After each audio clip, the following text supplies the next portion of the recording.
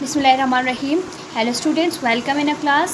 Dear students, as we are studying unit number 3, in previous lecture we have discussed about the periodic table. Today I am here with a new lecture, but before going to today's topic, we will discuss some points related to today's topic. Students, do you know what is modern periodic table? Students, modern periodic table is presented by a British scientist, Geoffrey Moseley. Students, the modern periodic table is based on atomic number, not on atomic mass, it's based on atomic number. Student, according to the Geoffrey Moseley, atomic number is the fundamental property of an element instead of atomic number, and this modern periodic table was based on a law, that is modern periodic law. Now students, what is modern periodic law? Student, modern periodic law is also presented by Geoffrey Moseley. Now, what is the statement of modern periodic law? Students, the statement of modern periodic law is the physical and chemical properties of an element is the periodic function of their atomic masses, not the periodic function of their atomic number. It's a periodic function of their atomic number, not atomic mass. Students, this periodic table is divided into two parts. The first one is periods and the second one is groups. As in previous lecture we have discussed about the periods in a periodic table. Now, what is the period in a periodic table? The horizontal rows of element in the periodic table are called periods of the periodic table. Students, how many periods are there? There are 7 periods in a periodic table. Students, in this lecture we will discuss about the groups in a periodic table. So let's start. Students, as groups are divided into two subgroups, so first of all we have discussed about the subgroup A. Now we will discuss about the subgroup B. Students, subgroup B elements are also known as transition elements. Students, now how we can define transition elements? The elements that are situated in between the S block elements and P block elements are called transition elements. Students, general periodic table, आपने Bohr का periodic table पढ़ा था. Bohr ने जो है periodic table को classify किया था 4 मैन ग्रुप्स में. ठीक है, जो फर्स्ट 2 ग्रुप्स थे, यहाँ पे एस ब्लॉक है, ये P block, D block and यहाँ पे 2 लाइन्स आती थी, 2 सीरीज़ है, एक्टिनाइड एंड लैंथिनाइड सीरीज़, जिनको हमने कहा था ये क्या है, एफ ब्लॉक. तो इनमें आपके पास एस और पी ब्लॉक के बिटवीन जो एलिमेंट प्रेजेंट हैं, इनको हम कहेंगे कि ये आपके पास क्या है, ट्रांजिशन एलिमेंट्स हैं. अब ट्रांजिशन एलिमेंट्स 2 ब्लॉक पे मुश्तमिल हैं. ठीक है, there are 2 blocks, that is D block and F block. The transition metal of D block elements are known as outer transition elements, and the transition element from the F block is known as inner transition elements. So students, how we can define transition elements? The elements that are situated in between S block elements and P block elements are called transition elements. Students, how much blocks are there from transition elements? So there are 2 blocks having transition elements, that is D block and F block. The elements of D block are known as outer transition elements, and the elements in the F block are known as inner transition elements. Now students, we will discuss number of groups, number of groups having transition elements. So students, there are total 10 number of groups related to the transition elements. They are starting from first B and it at B. Students, first B से लेकर 8 B तक आपके पास जितने भी group हैं, ये आपके पास सब ग्रुप बी या ट्रांजिशन मेटल्स कहलाते हैं. अब ट्रांजिशन मेटल आपके पास कुछ प्रॉपर्टीज़ हम डिस्कस करते हैं कि transition these elements are totally metals. These are transition metal, they have high melting and boiling points. Students, they have high melting and boiling point, and these elements are colored elements. They formed coloring compound, and these subgroup having 2 series, that is lanthanide series and actinide series. Now students, open your books, page number 67. Students, see the periodic, look at periodic table. There is element in orange color, green color and red color are transition elements. Students, ये आपके पास D block है और ये आपके पास F block है. ये दोनों के दोनों आपके पास transition elements हैं. ठीक है. अब D block आपके पास क्या है कि ये आपके पास आउटर ट्रांजिशन एलिमेंट्स हैं और F ब्लॉक आपके पास इनर ट्रांजिशन एलिमेंट्स हैं.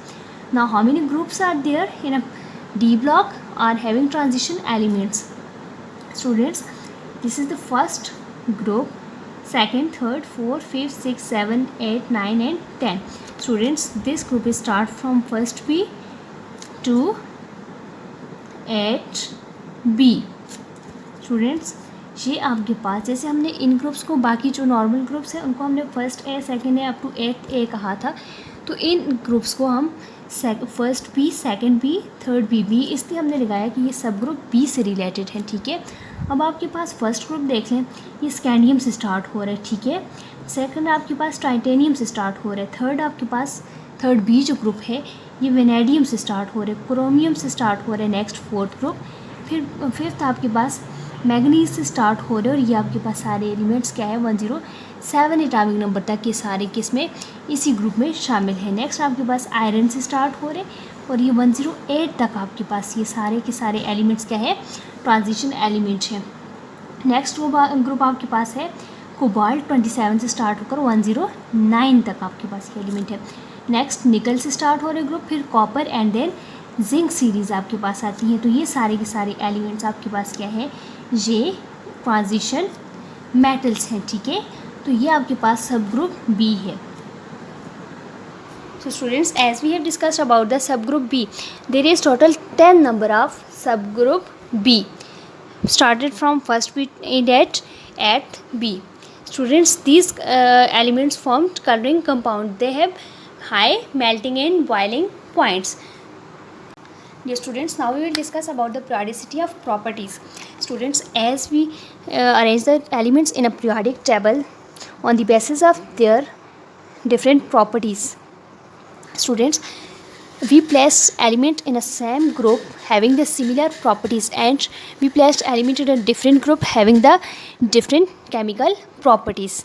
Students, फर्स्ट ऑफ ऑल हम एक बात करेंगे कि आपके पास पीरियोडिक टेबल के अंदर जितने भी एलिमेंट्स हैं हमने जो ग्रुपिंग की है, ग्रुप फर्स्ट ए है, ग्रुप ए है, सब ग्रुप या फिर सब ग्रुप बी है, सबकी हमने ग्रुपिंग इस तरह से की हुई है कि जो आपके पास ग्रुप वाइज पीरियड आ रहे हैं सबकी प्रॉपर्टीज़ जो हैं वो सिमिलर हैं. ठीक है.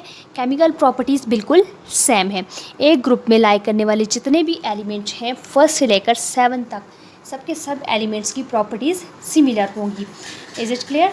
और आपके पास लेफ़्ट टू राइट जब पीरियड्स में हमने प्रॉपर्टी एलिमेंट्स को अरेंज किया तो यूँ पीरियड्स वाइज आपके पास physical properties of an elements जो है वो सिमिलर होती हैं.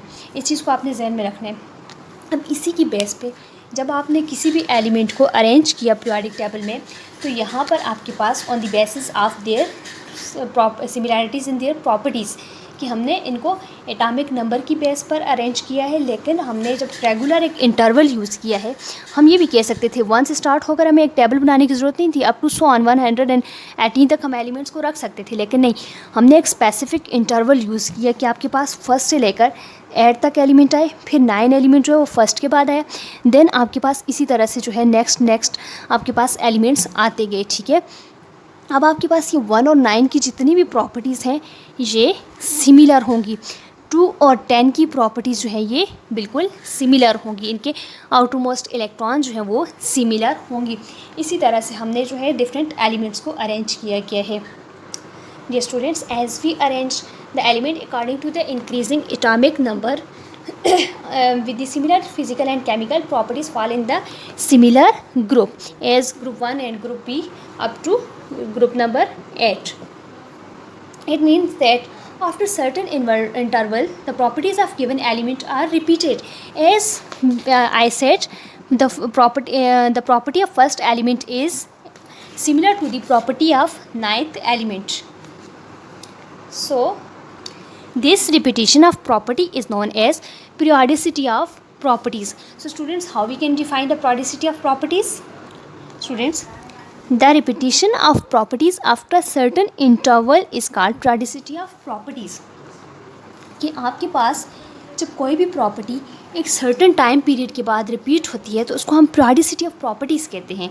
फॉर एग्जांपल आपके पास स्टूडेंट्स, हमने कहा कि 1 2 3 अप टू 8 तक आपके पास एलिमेंट्स अरेंज हुए हुए हैं पीरियड्स वाइज, ठीक है।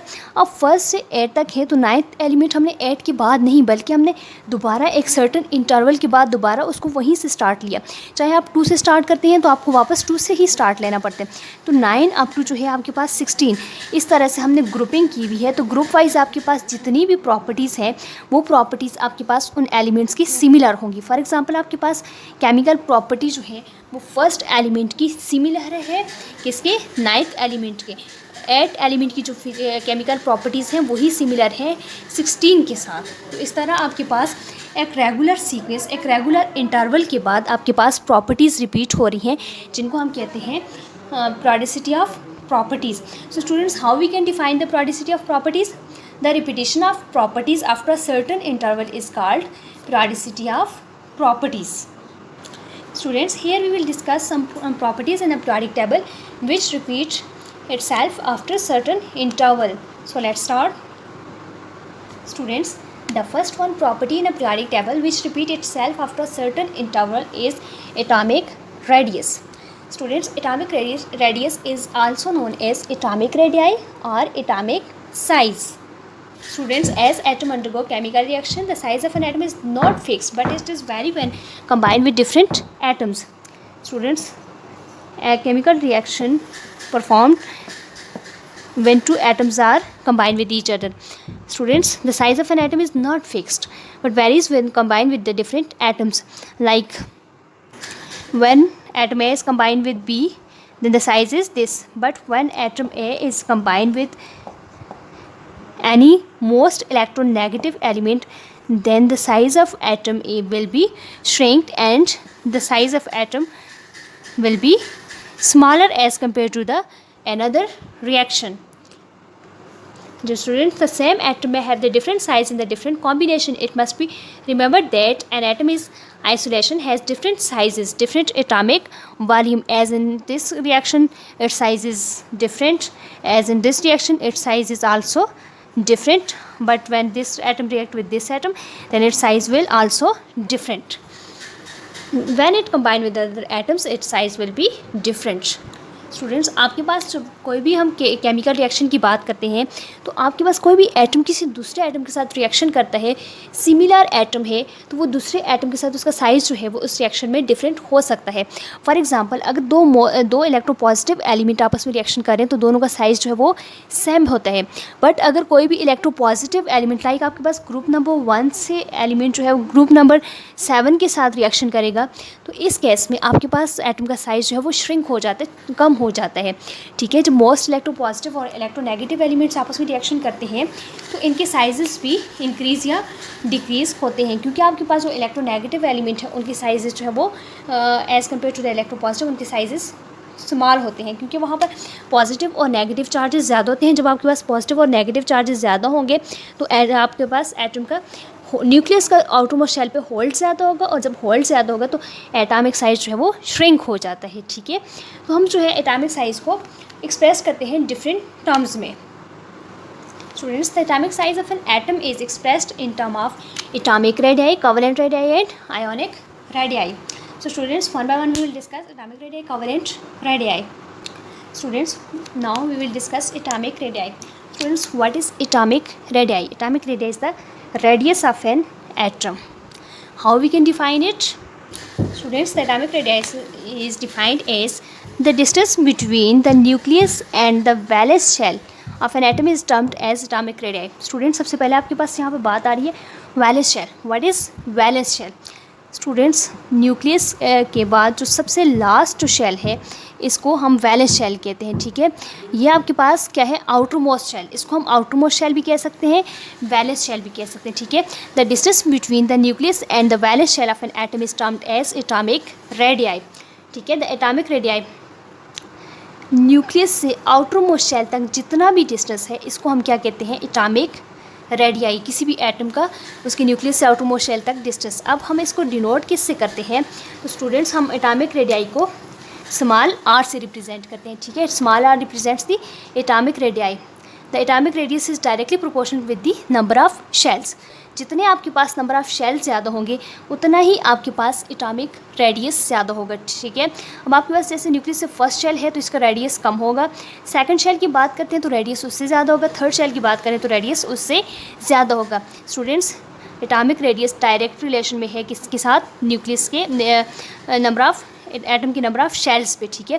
जैसा कि आपके पास नंबर ऑफ़ शेल इंक्रीज होंगे तो एटॉमिक रेडियस भी इंक्रीज होगा। So we can say the atomic radius is directly proportional to the number of shells. As number of shells increases the atomic radius also increases. Students the atomic radius is expressed in nanometre, ठीक है, nanometre and picometre. Students physics में आपने discuss किया होगा nanometre किसके equal है और picometre. तो नैनोमीटर आपके पास 10 पावर माइनस 9 की इक्वल है और पिकोमीटर आपके पास 10 पावर माइनस 12 की इक्वल है, ठीक है। 10 power minus 9 metre and 10 power minus 12 metre. So हम एटॉमिक रेडियाई को किस में एक्सप्रेस कर सकते हैं? नैनोमीटर या फिर पिकोमीटर में एक्सप्रेस कर सकते हैं। और नैनोमीटर आपके पास इक्वल है 10 पावर माइनस 9 मीटर के। स्टूडेंट्स आप फुल अगर वैल्यूज़ लिखना चाहते हैं तो आपके पास इस तरह से होगा 1.0 into 10 power minus 9 metre is equal to 1 nanometre, ठीक है। और उसके बाद 1 पिकोमीटर आपके पास किसकी इक्वल है? 1.0 इंटू 10 पावर माइनस 12 मीटर के, ठीक है। तो हम एटॉमिक रेडियाई को इस तरह से एक्सप्रेस कर सकते हैं। Students how we can define the atomic radii?